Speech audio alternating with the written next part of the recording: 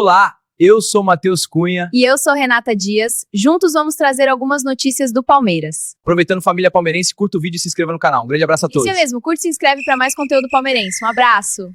Bem-vindos ao debate. A movimentação do Palmeiras nesta janela de transferências tem sido intensa e cheia de narrativas. De propostas por jovens promissores a disputas por nomes já consagrados e passando pela gestão de peças importantes do elenco atual, as notícias pintam um quadro bem complexo. E essa complexidade toda nos leva à questão central da nossa análise de hoje, né? Que emerge diretamente desse fluxo de informações. A gente está diante de uma estratégia de mercado, assim, meticulosamente planejada, ambiciosa e com visão de futuro, ou, na verdade, essa série de ações que parecem meio desconexas revela uma abordagem mais reativa, dispersa e que depende mais de oportunidades do que de um plano mestre?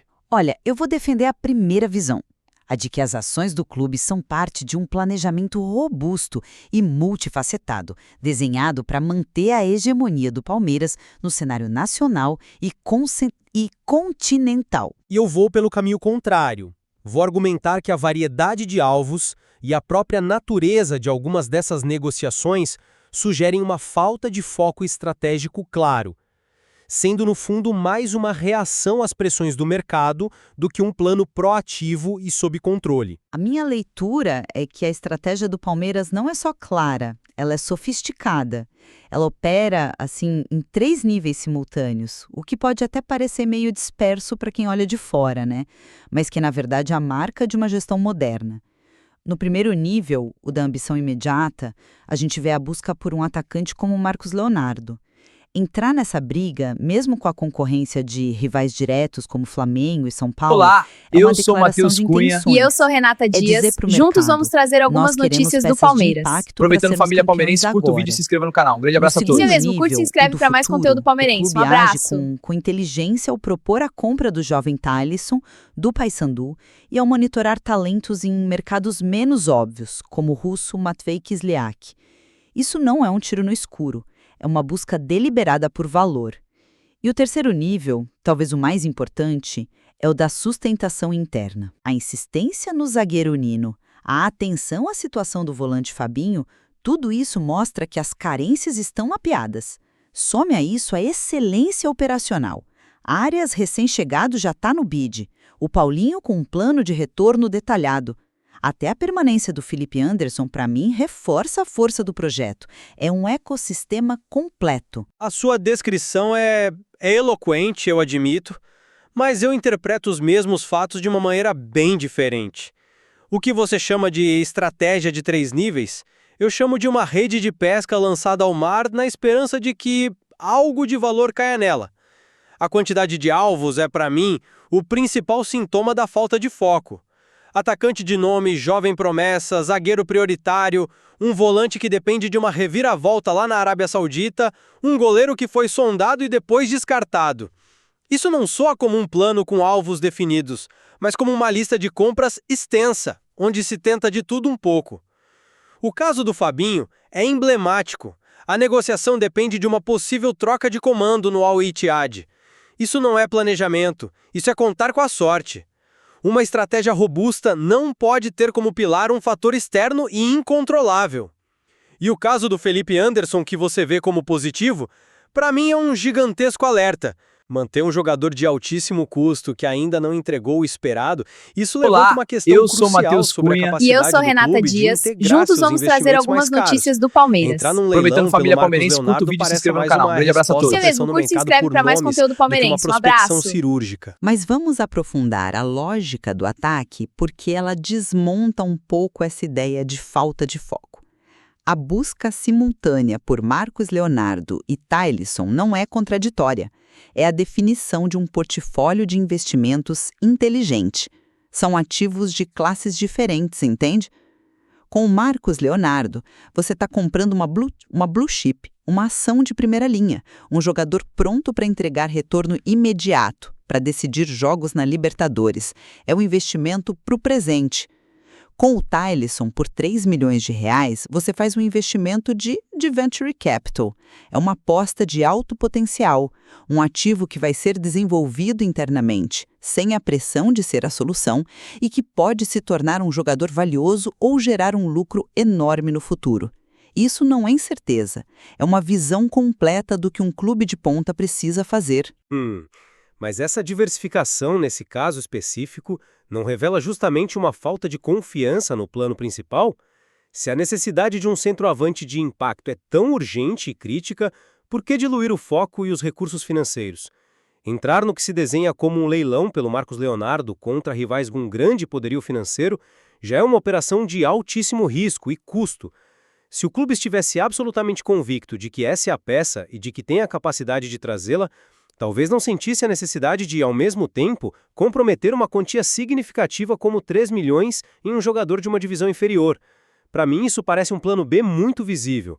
É como se a diretoria estivesse dizendo: olha, vamos tentar o Marcos Leonardo, mas como a chance de falhar é grande, já vamos garantir uma outra peça aqui para não terminar a janela de mãos abanando. Olá, eu Isso sou não Matheus transmite Cunha. confiança E eu na sou Renata estratégia, Dias. transmite Juntos vamos ansiedade. trazer algumas Sua notícias do análise Palmeiras. parte do Aproveitando Família pressuposto de Palmeirense, que os curta o vídeo e se recursos inscreva no são canal. Um grande abraço a todos. Isso mesmo, curte o e se que não inscreve é bem para mais verdade conteúdo pra um clube palmeirense. do Um tamanho abraço. do Palmeiras. Mas vamos mudar o foco para a defesa, onde a sua tese da reatividade também não se sustenta. A insistência no Nino, um alvo que, segundo as fontes, é tratado como prioridade máxima pela presidência, é a prova da consistência. Não é um nome que surgiu agora, no meio do desespero. É um perfil estudado, avaliado e perseguido a janelas. Isso demonstra planejamento. Já o caso do Fabinho, que você classifica como contar com a sorte, eu vejo como inteligência e agilidade de mercado. Os melhores clubes do mundo operam assim. Eles têm o plano A, B e C, mas estão sempre atentos a oportunidades de ouro. Monitorar a situação de um jogador do calibre do Fabinho não é passividade, é preparação. É estar com o bote armado para dar o golpe certeiro no momento em que a janela se abrir. Isso não é sorte, é estar um passo à frente. Mas qual é a linha que separa inteligência de mercado de pensamento mágico? Uma coisa é estar preparado para uma oportunidade concreta. Outra, bem diferente, é basear parte da sua estratégia para uma posição vital numa hipótese em algo que depende da demissão de um técnico em outro continente. Isso não é estar no controle do seu planejamento, é terceirizar o seu sucesso. Eu te pergunto, e se essa reviravolta no Al-Ittihad não acontecer? Qual é o plano concreto para a posição de volante? O monitoramento vira pó. E sobre o Nino? A insistência que você elogia pode ser vista por outro ângulo. Teimosia. Se o plano A é tão claro e já falhou em janelas anteriores, a ausência de um plano B igualmente forte é preocupante. O que garante que desta vez será diferente? A impressão que fica é que por trás do alvo prioritário há mais esperança do que alternativas concretas. Olá, E isso é uma eu base sou muito Matheus frágil Cunha. para E se eu sou construir Renata um elenco Dias. campeão. Juntos Mas vamos essa trazer sua algumas análise notícias do desconsidera Palmeiras. o ponto Aproveitando mais Família forte Palmeirense, da curta o gestão, vídeo e se inscreva no que é o canal. Um grande abraço a trabalho todos. Isso mesmo, curte e se inscreve onde para não mais há conteúdo espaço palmeirense. pra Um abraço. sorte ou hipóteses. É aí que o planejamento se mostra em sua forma mais pura. Veja a eficiência operacional com o Arias. O jogador mal foi anunciado e o nome dele já estava no bid.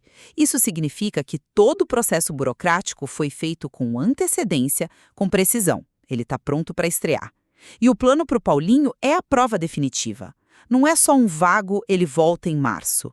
É um planejamento minucioso, de controle de carga, de rodízio de minutos, desenhado para que ele atinja o pico de performance no mata-mata da Libertadores. Isso, para mim, é o que separa um clube bem gerido de um clube de elite. Nesse contexto, a permanência do Felipe Anderson pode ser interpretada de outra forma, como um voto de confiança mútuo. A diretoria acredita no potencial dele e o jogador, mesmo com propostas, escolhe ficar. Essa sinergia interna é o alicerce de tudo. Certo, mas o meu ponto de partida é outro. Um plano cuidadoso para o retorno de um atleta lesionado não é um luxo, é uma obrigação.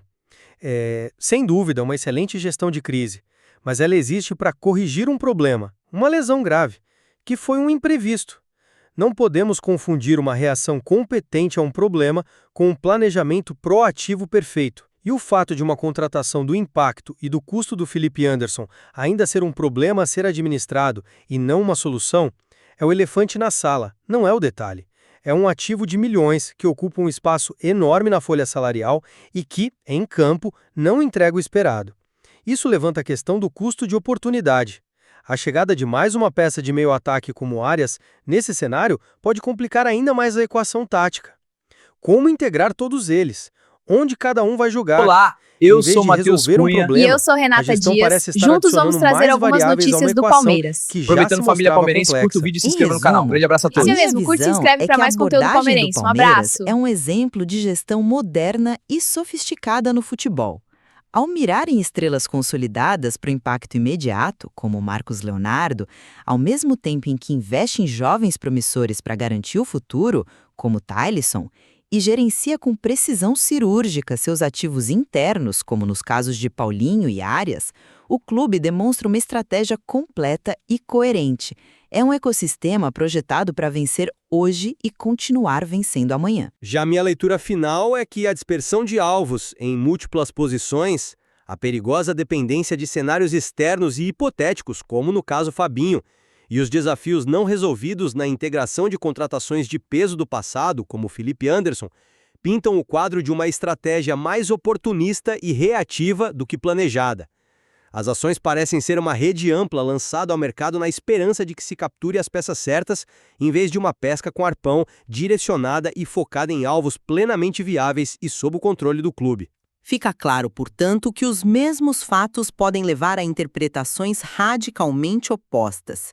A linha que separa uma estratégia multifacetada e inteligente de uma abordagem dispersa e ansiosa é, de fato, muito tênue. Exatamente. E se essa movimentação toda representa uma visão estratégica que vai levar a mais títulos ou uma série de apostas incertas que podem comprometer o futuro? Bem, isso é algo que só o tempo e, fundamentalmente, os resultados dentro de campo poderão confirmar. A análise do material, contudo, nos oferece, com certeza, uma rica discussão sobre as diferentes filosofias de gestão no futebol de alto rendimento.